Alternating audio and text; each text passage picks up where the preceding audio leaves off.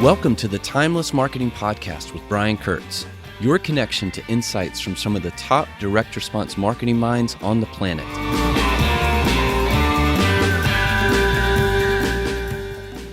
Hey, it's Brian Kurtz here, host of the Timeless Marketing Podcast. Today's episode is a clip from one of the 2-hour calls inside Titan's Accelerator, my private mentorship program for direct response marketers. Before we get to that, I have one question for you. Do you have a marketing insurance policy? If you don't, you need one. And that's why I created Titan's Accelerator, which is one of the most giving communities and serves as the de facto board of advisors and marketing insurance policy for over 250 of the best and brightest direct response marketers, copywriters, media buyers, marketing agencies, senior executives, anyone in direct response marketing who is committed to growing and scaling their business. The bottom line, you don't have to grow your business alone. And you don't need to spend tens of thousands of dollars either. Titan's Accelerator is 1/10 of the price of most groups of its kind. I know because I hosted a group that was over $20,000 a year. If you want to see how Titan's Accelerator can help you grow and scale your specific business, go to briankurtz.net/help. That's BRIANKURTZ.net/help. And with a private membership, you'll receive access to the full presentation from today's episode, along with the Q&A and discussion that followed.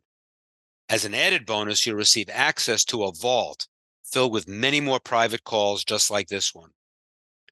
Again, if you want to see if Titan's Accelerator is a fit for you with no obligation, go to briankurtz.net/help. That's BRIANKURTZ.net/help. And feel free to email me directly. I respond to every email with questions about this episode or just to say hi at brian@briankurtz.net. Now on to today's episode. So I'm going to bring Dylan on now because I want to make sure he has enough time to deliver this amazing presentation. Dylan, as I said in the emails leading up to this, I swelled this head too much already. So I'm just going to say he's basically a slacker who doesn't do very much. He gets other people to do the work for him. Not true.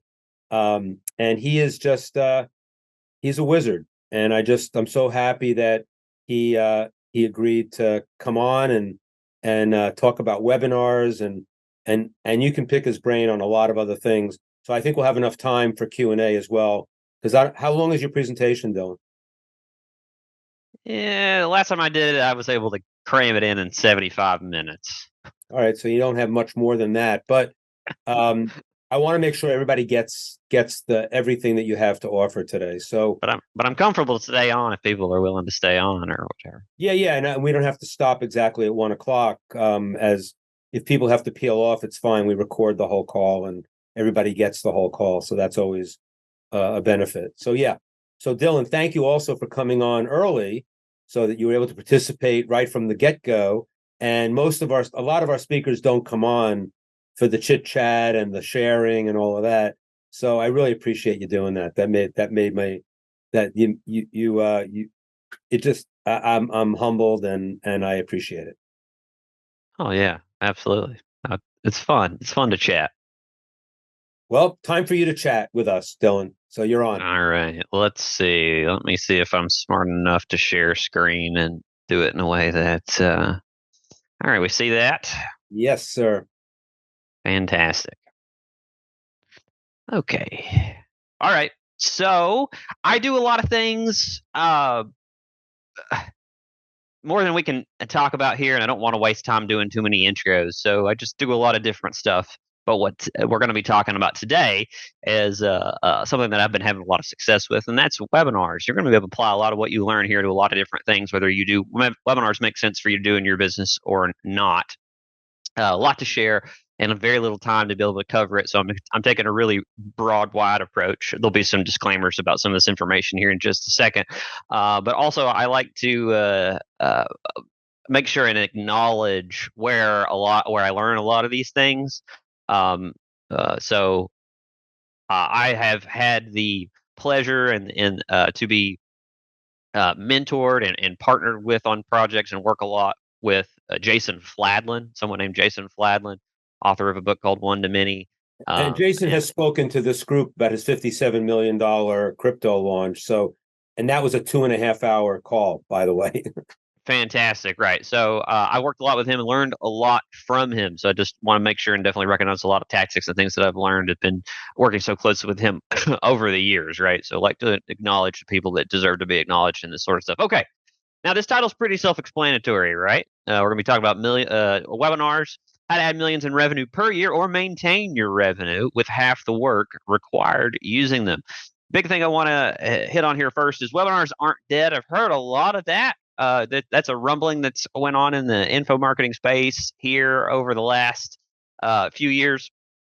People talk about dwindling show up rates or weaker webinar performance, but the reality is people just don't do webinars correctly, and that's why their performance is poor. And so today I'm going to show you how you do webinars correctly so that they do convert incredibly highly with very little amount of work required to get to that point, and a whole lot less complicated marketing to be able to get to that point as well. Webinars, if done right, and in my opinion, are the fastest way to money. You can go from idea to 100,000, 500,000, even $1 million in sales in a week or 2 weeks. It can be that from conceptualizing an idea to making the money. Yeah, and what I'm going to teach today really, it's you send 3 emails, you show up live, you teach, you present, and you walk away with hundreds of thousands of dollars or even millions of dollars. That's how it works for me. Do this all the time. They've actually made me a little bit lazy. So what Brian was telling you wasn't necessarily false. Because once you get this process right, you can just do it again and again. Once you have a great webinar script, you can just use it over and over. Some of my webinars are on their going on their 5th year of life with maybe just minor changes or tweaks to keep it fresh, little things here and there. Just doing the same thing over and over. It is a strategy that can afford you so much time. In fact, over the last couple of years, I've done around $10 million in revenue with webinars like this one. We're just looking straight up at my Infusionsoft dashboard. This is a great example of a webinar at scale. This one, I got 23,000 opt-ins, over $3 million in sales. The earnings per lead on that is $129. Fun fact, this is going to be the lowest earnings per lead example that I'm going to show you. Here is a webinar from May of this year. All these are pretty recent examples. I've got some more recent ones that I probably should have thrown in here, but so I emailed 40,000 people on my email list when I promoted this webinar. I only got 502 people to register though. So I emailed 40,000 people, but only got 502 people to register. But I generated $84,000 in sales off this webinar after refunds. So it was an EPL of $168, or earnings per lead of $168. Not bad for a low registration rate. Here's another one from earlier this year, a little step up. 256 people registered for this one. $117,000 in sales after refunds, an EPL of $460. No payment plans, but no payment plan on this one, by the way. This is all just only full pays for this. Here's one from what this was just a couple months ago. Emailed 3,700 people, 260 registered, $169,000 in sales after refunds. And we can still go up from here. How about an EPL of $746? Only 464 people to register. And to be clear, I'm saying register, not show up. Register for the webinar, and that's where these numbers are being generated. Okay, and every one of these is that I've showed is a free webinar. It doesn't, if you don't believe me, I'll let you log into my Infusionsoft. You can see it for yourself, right? So in this presentation, I'm going to give you the very, very abridged version of the entire process, start to finish, on how you can write a webinar that can make you $1 to $3 million per year, or whatever. Again, very abridged. So you're going to get the 30,000-foot view of the process beginning to end. But just realize there's a lot of nuance to everything I'm going to talk about. Before we start, I want to warn you, I'm going to show you just one specific example of one specific way that you could do a webinar. There are other ways to go about this that work or that may make more sense for you and your audience, right? I may speak in absolutes sometimes, but that's actually just the way I talk. Sometimes I'm hyperbolic for effect, but nothing is absolute in this world. So make sure and keep that in mind. There's a lot of nuance to some of these tactics, or depending on your offer, your audience type, your style, that I'd recommend maybe a different approach for you, or to some of these tactics, both micro and macro, right? But we won't be able to get through all those corner cases, right? You're just going to get the very general outline of here's how it usually works best, right? And apply it to you in a way that makes sense, right? Okay, so we're clear on that. We're good. Let's get into it. A successful webinar has 3 primary phases, and this is very overlooked because phases 1 and 3 are equally important to the webinar itself. I think this might be the top reason most people suck at webinars is they don't realize how much sales leakage happens in phases 1 and 3. The reg phase is all about getting people to show up. It's pretty obvious, right? But the more people you get to show up to the webinar, the more money that you're going to make. People that show up live to a webinar convert to the sale at a significantly higher rate than people that don't. So a huge priority should be getting butts in proverbial seats. Okay.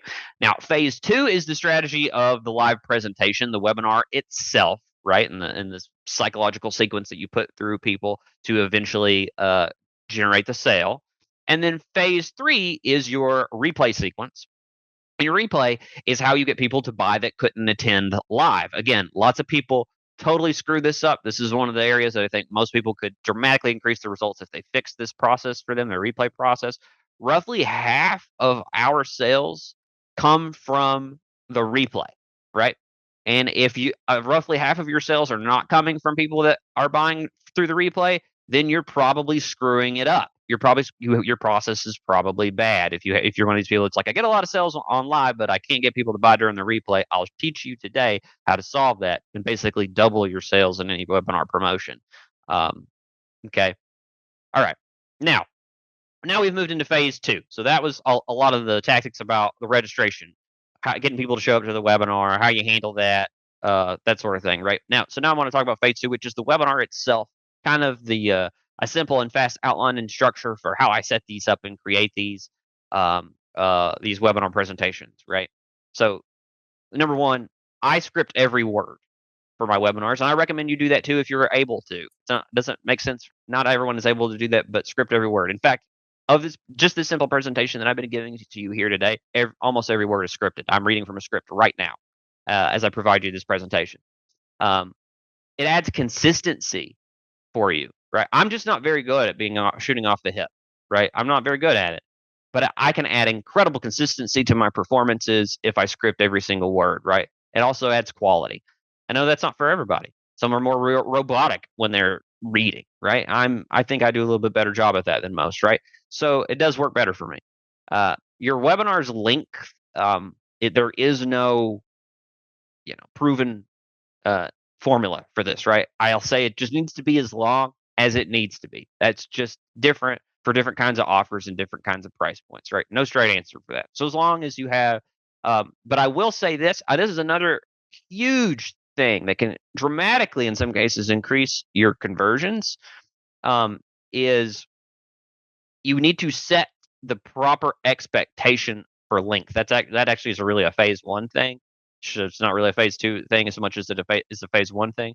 So here's the real rub on this. When people register for a webinar presentation, they have an internal instinct and built-in belief commonly that it's going to last an hour. That's how long people think it's going to last. So what happens if you don't get to your offer for 75 minutes into your presentation? Well, a lot of people will have not seen it because they made plans in their life to show up to this live thing for an hour and they had to leave after that next top of an hour or whatever, right? So you have to, it's incredibly important in your registration process and your emails on your registration page, you have to give people an expectation of how long they're going to be there, or an expectation of what you're really doing is making sure that you're telling them how long they need to be there so that they definitely see the offer, right? So if you don't do that, by default, they're going to think it lasts an hour. If it takes you longer than an hour to get to your offer, you'll just lose people to the fact that they had to go pick their kids up from school, or they didn't arrange for childcare, or they had scheduled a doctor's appointment, or blah, blah, blah. You know what I mean? So setting an expectation for length is really important, especially if you have any chance of going over an hour. It becomes absolutely critical. So don't miss that. A lot of people miss that. Huge conversion increase by making sure that you do that.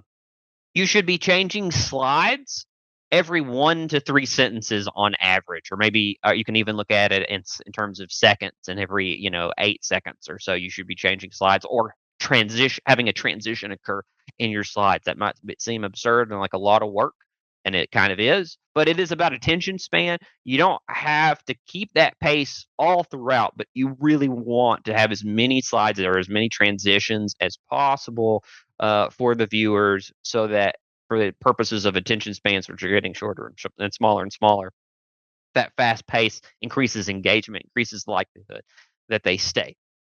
It also helps you with your replay, which we'll talk a little bit about later. Right. Dylan, the fewer words, the better on a slide, right?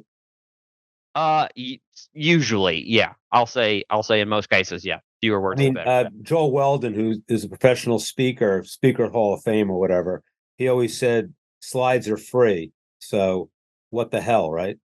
And you can have fewer words if you are doing more slides. You know what I mean? Exactly. Because you're being very quick about it. So, and I'll say 6, 7, 8 years ago, before internet speeds and bandwidth was a thing where you could create these 400 slide presentations and easily get it to load and easily get people to be able to see it, right?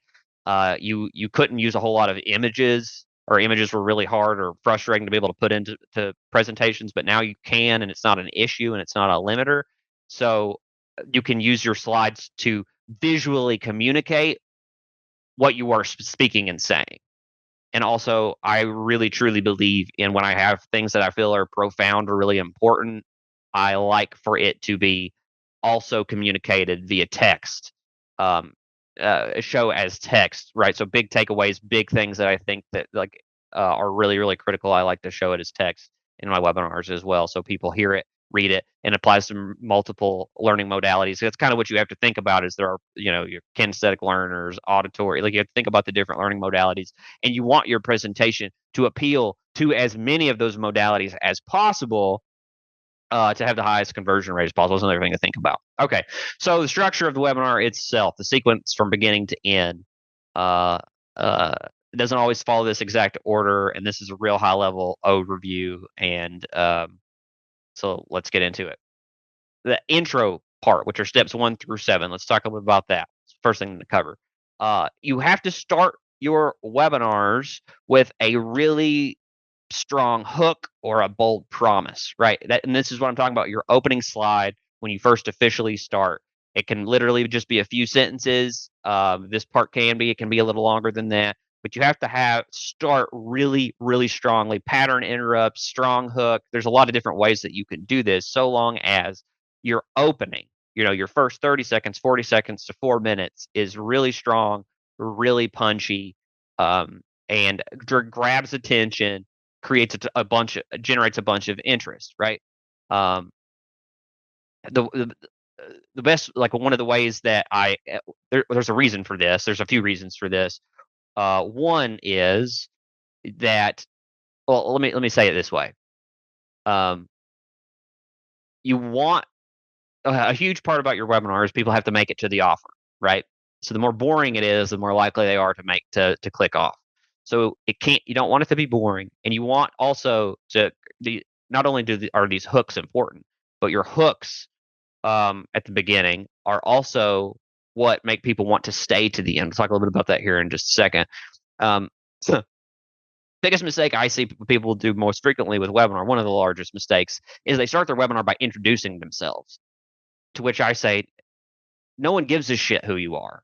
So why are you introducing yourself at the beginning? No one cares. You haven't given anyone a reason to care yet. So don't introduce yourself as the first thing that you do on a webinar, unless introducing yourself is part of the hook, or it is the hook, which I have seen or I have done before in some of the stuff that I have written, but it's rare. So you start with a really bold promise, a really great question, or really something that positions and gets people super, super interested in the next thing you're going to say. And it can be related to the hook that you use for registration. And it doesn't have to be. It can be something completely different that's new or unique to the people that show up, so long as it makes sense and it's for that audience, right? Then the next thing I'm typically going to do after that really, really strong hook is I'm going to set an agenda. And again, the points in this agenda have to be really good. If you've, what I mean by set an agenda, I'm going to tell them by the end of this webinar, you will know how to, and then I'm going to hit each one of those things and then be, feature benefit, right? And transformational based copy, right? So if you've ever heard of the copy tactic, how to blank without blank, how to do this without this, right? This is a good spot for that as well, is when you're setting that agenda. Setting that agenda is really powerful in, again, getting people to stay, know what they're about to get and receive, having clear expectations about what they're here to receive, so it increases the likelihood that they continue to listen. And then you have to just meet that expectation that you set as well.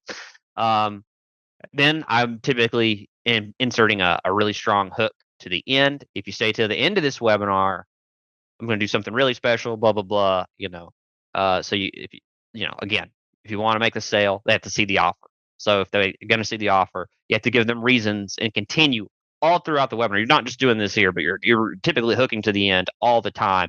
Always open loop, close loop. If you ever close a loop, what do you have to always immediately do after? You have to open a new one. So all loops that when you're using open loop, close loop, I'm speaking to a bunch of people that I think understand copy, so I don't have to dive into that too deeply, right? But the process of open a loop and then you close, so you generate curiosity, right? You satisfy that curiosity with your teaching, but when you satisfy that curiosity and close that loop, you must open a new loop to create more curiosity to keep people hooked and engaged, the same way that Netflix does that with cliffhangers on their shows, so that you binge watch 10 episodes of a TV show, right? You want to do that same process in these presentations, where anytime a loop is closed, a new one is open, and you do that all throughout. And in the final loop, the only way that it can be closed is to do what? Buy your product or program. Okay. Next, I typically like to command attention in some way or format or another. This is, I will say that this is more of kind of like the more rookie-oriented approach. If your content is really, really good and engaging and interesting, you don't actually even have to do this because your content's doing it.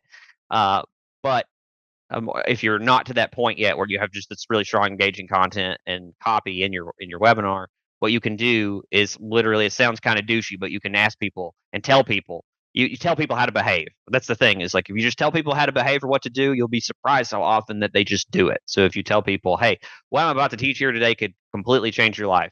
So it'd really suck if, your phone rang, or, and you stepped out for 15 minutes and you missed the one piece or one tactic or one thing that's going to completely change your life. Right.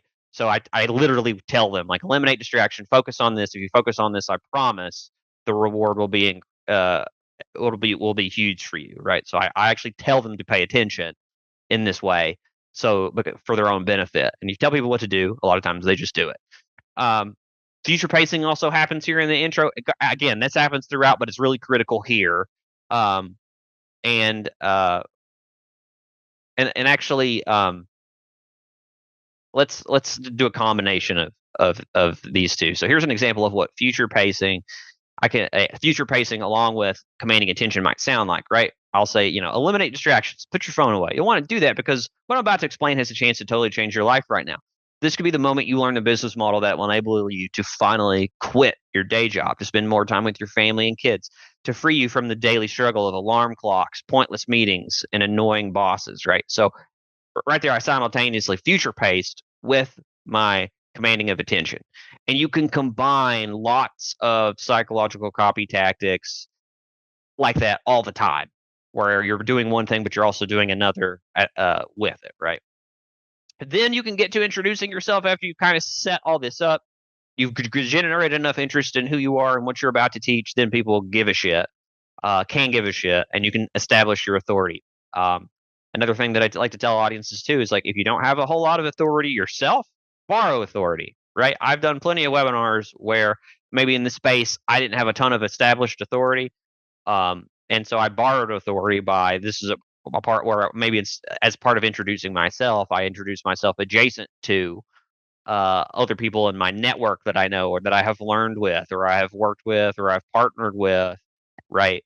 So there's a lot of ways to establish a tons of authority, whether it's through you or through it's borrowing it, and lots of different ways, right? So even if you're new or just starting out or don't have a ton of authority, there's really smart ways to be able to have a great introduction and create tons of authority for yourself that you maybe didn't realize or think that you could do before, right? You can just say, "I know Brian Kurtz," you know how valuable it is to know Brian Kurtz. It's incredible. So you can borrow authority by just knowing and being in the in the sphere of influence of Brian Kurtz. Okay. Next, typically the strongest way to start setting up and creating a lot of engagement and heading into your content very soon is to use the story. It's going to be the way that most people are going to be able to do this effectively, is story, and a story of struggle and solution. It can be your story, it can be someone else's story. It doesn't necessarily have to be your own story, but stories are really strong and ideal for teaching concepts. It's really strong for communicating your points and for keeping people engaged, because we as humans are actually, psychologically, genetically, physiologically wired to listen to stories, because it's literally a survival mechanism. Because it is through story that, as we evolved in times, and think about it from the cavemen times, right? Where cavemen, like how they communicated back to each other about the dangers and and perils of their daily life, was communicated through story. I went over here next to the pond and there was a saber-toothed tiger and it about killed me. So be really careful next time you go to that pond, right? And so that the reason that people listen to stories so much is because it's literally a survival mechanism for you. And so that's why they're so effective and so strong. And anytime that you can turn anything that isn't a story into a story, its consumption is going to be higher, and the amount of psychological influence that it has on someone is going to be higher. So try to turn things into stories, try to turn things into metaphors, try to turn things into anecdotes. Anything like that you can do, it's just going to increase the likelihood of conversion at the end, because people will understand it better, listen to it better, care about it more, and it will influence them internally more. Okay, so use story. I like to insert a story, struggle, and solution here at this point. Then I like to so let's recap what I've talked about so far, right? You want to make sure your an ideal introduction, those first initial part of the webinar, the first 10, 15 minutes, that's all we've talked about so far. Seizes attention, makes distraction impossible, establishes your authority, and inspires commitment, hope, and intrigue. Okay. I haven't talked a whole lot yet about establishing commitment, and I don't know, I can't really remember if I'm gonna. That's establishing commitment. That's an NLP thing too. That's really, really big. Maybe it might be in my transition part, but if you don't know a lot about them, or a really, really valuable thing that you can be putting in your presentations are commitment frames. Understanding commitment frames or trial closes or tie downs. That's one of the things, like, you can massively increase your results of a webinar if you just add more tie downs. Like, that's like, what's the one thing I could do in 5 minutes that makes my webinar convert better? Add more tie downs, right? Trial closes, tie downs, and commitment frames. So those are side things that you can write down to Google if you don't know a whole lot about them. Add more of those, you'll increase your results. Now, for content, there's a million approaches to content. We could spend an entire hour on just this part, right? From the 3 secrets approach, popularized by Russell Brunson, the one thing approach, how to blank without blank, right? No matter what strategy you choose, the goal of the content should be to create an epiphany, to create an aha moment with the viewer. And more importantly, that aha moment connects in some way to the offer. Okay. And what I mean by an epiphany is you want a reaction where the person says, like, oh shit, that's how that works. Or like, oh wow, I didn't realize that, but that makes so much sense, right? And then their whole dynamic and worldview starts to be changed and stuff like that, right? Analogies, anecdotes, metaphors are great for that. They're great tools for teaching. I if you don't know anything about the concept of the epiphany bridge, which Russell Brunson teaches a lot about, that's really, really important to know and understand. But when you create that epiphany in someone, they feel empowered and they feel smarter and they become more interested and motivated in taking action on that opportunity, in part because they realize other people don't understand it and or that other people aren't aware of it. So it makes them feel special and unique, and the more special and unique you can make them feel, the more likely they are to convert to your offer. I'll also say, because I don't remember if I have this in the presentation, another really good piece of advice I think, and critical thing that you can think about conceptually is to increase the likelihood that someone takes you up on your offer, you have to create some type of change in the prospect. There has to be an emotional, potentially emotional or logical or both change in their behavior, in the way that they view or think about things. So that's what you're trying to do, is create that change in the way they view or think about things so that they will purchase your offer, right? Because there's actually going to be very few people that are going to be on your webinars who are just who already know that they're a perfect fit for your offer. What you're really doing is trying to convince a bunch of people that don't know that they're a perfect fit for your offer that they actually are, or that it's a good fit for them. Okay. And you have to think about it in that way. So to create that change in their belief system and mindset a lot of time. And so how do you do that? You think through that and figure it out. And that's how you create a lot of your copy and your content.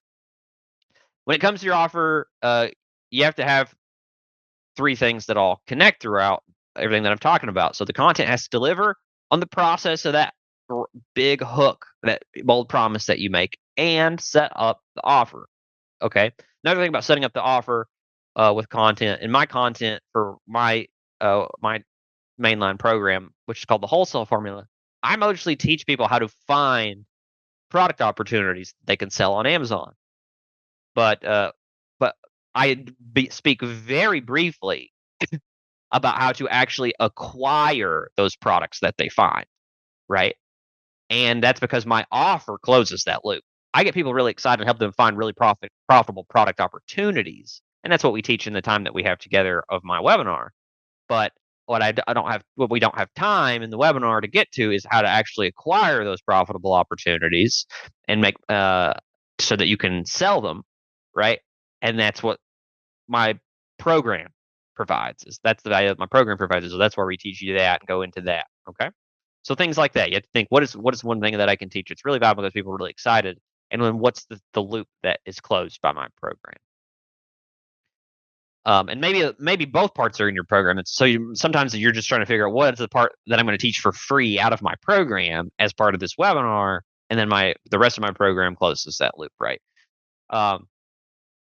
Then really after your content is over, is the really important part that I think people definitely screw up a bunch, right? And it's the transition from teaching to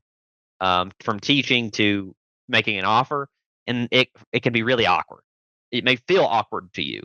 That whole transition of going from teaching to selling can be awkward to you. But I have an important thing I want to say to you is in regards to that, and it's, if you are scared to sell, your audience will be afraid to buy.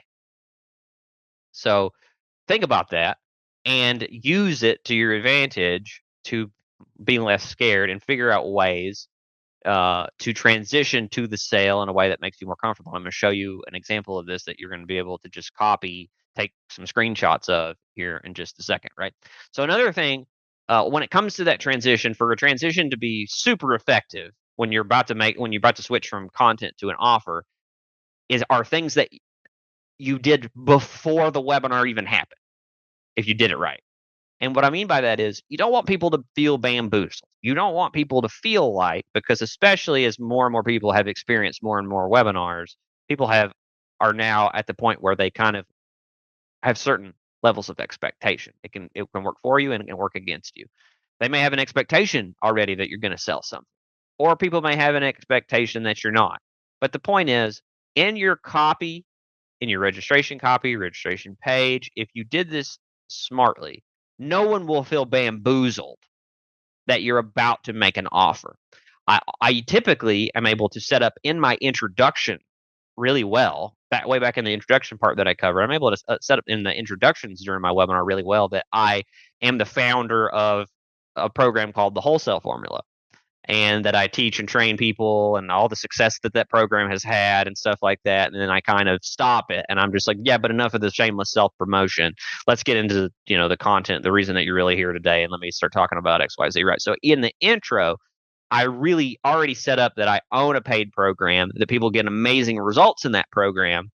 And that's all I really had to say. So now people aren't going to be stunned. They're not going to be completely shook up when I'm going to ask them to enroll in my program later on, right? So you wanted to make sure you seeded that properly. That can even happen in the emails before. They don't want to feel bamboozled, bait and switched. It's a delicate situation. So that's why you could think about it, and they could have been pre-programmed to know an offer was coming, or to not be upset that an offer does come. And then the language that you use and how you set up that transition is really important and really powerful. And so I'm going to give you a scripted example of a transition that I have used in my programs a lot, which also uses you can do this better than I have here, but also you can just a really simple, easy way to make a transition that I can recommend for people, especially people that are more rookie at writing these webinars, is you can eliminate a lot of the tension that comes with transitioning to an offer by just asking permission to make it. Where you literally just ask the audience, like, hey, I've got this program, and would you like to hear more about it based on everything that we've talked today? And everyone will always just say yes, and they will literally give you permission to pitch them your offer, and that eliminates the tension for them psychologically, and eliminates the tension for you, so that you're going to be better at it too, and going to feel more comfortable. So you can literally just ask for permission to make your offer at the end. And that's like a really simple way to be able to do it as well. And you'll see a little bit of that in here in this. So, thanks for listening to the Timeless Marketing Podcast with Brian Kurtz. Visit briankurtz.net and click podcast at the top of the page for a full transcript and show notes. If you're interested in working with Brian personally inside of Titans Accelerator, go to briankurtz.net/help to see how Titans can help you grow and scale your business. That's briankurtz.net/help.